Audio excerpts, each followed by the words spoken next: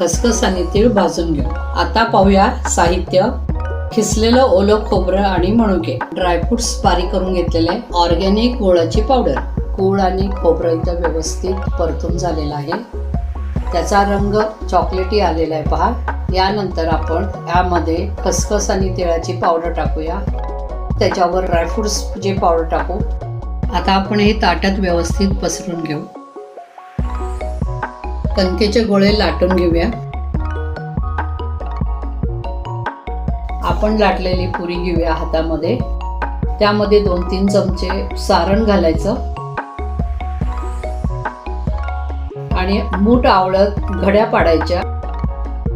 टोकाला हे सर्व एकत्र करून बंद करायचं। मोदक तयार झालं की इडलीच्या प्लेटमध्ये, तेल लावलेल्या प्लेटमध्ये सर्व असे ठेवून मोदक उकडायला ठेवून 20 मिनिटं झालेले आहेत। अरे वा, मस्त झालेत आपले हे कणकेचे मोदक तयार आहेत।